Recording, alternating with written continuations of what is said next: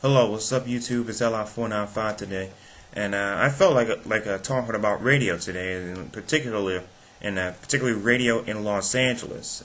The story of radio in Los Angeles, as you probably saw either on the website or in the Orange County Register, is that the urban contemporary format of 93.5 KDAY, which was for a while calling itself the Beat, as if it really was the old beat of the 90s and early to mid 2000s.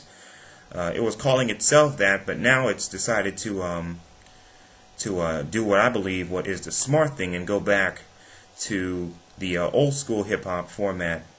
With the back in the day jams, the back in the KDAY jams, if you will.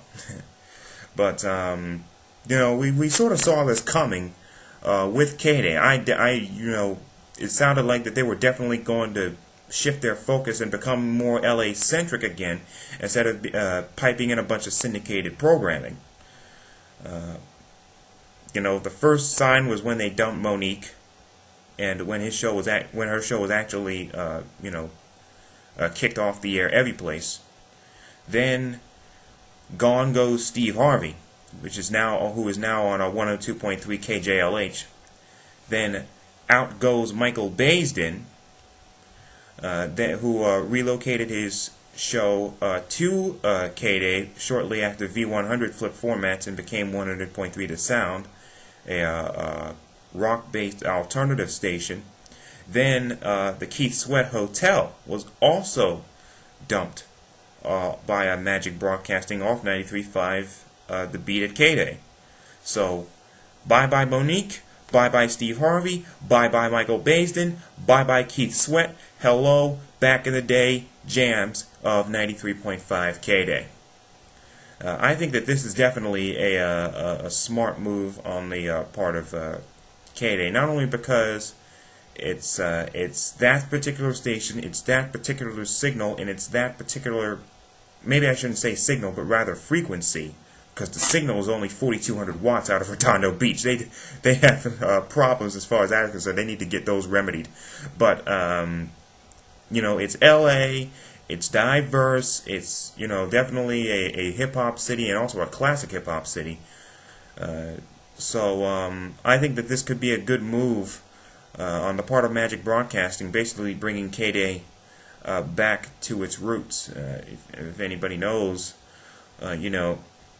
the history of that station, particularly on the FM side, and that's where it really made its name as far as FM radio, beginning in 2004 as a hip hop station, which was going up against KPWR Power 106. I was right, Power 106, but because they were trying to go in a more rhythmic direction to try and bring in more of LA's urban audience. Now, excuse me, not the urban audience, but the Hispanic audience. Now, the Hispanic audience in LA is definitely diverse. 12 FM sticks, either 92.1 or right of 92.1, are catered to the Latin population in LA.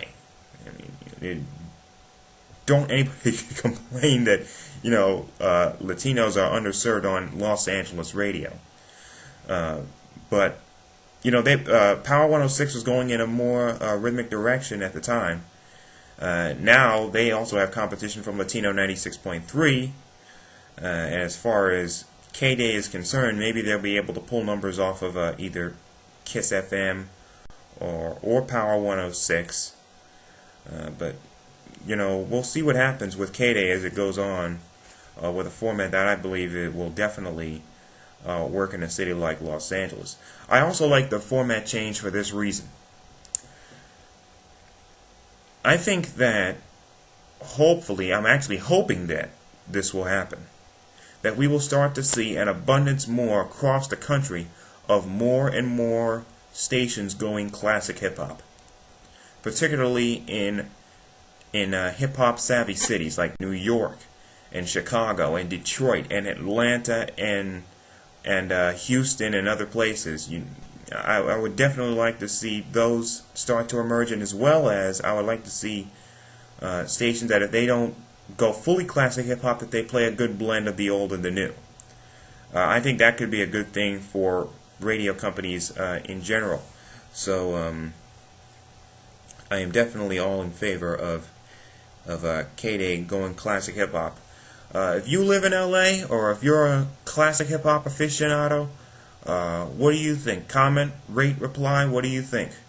I definitely like it. Do you now? Another thing about this is that I wanted to bring up what it was prior to this shift in format.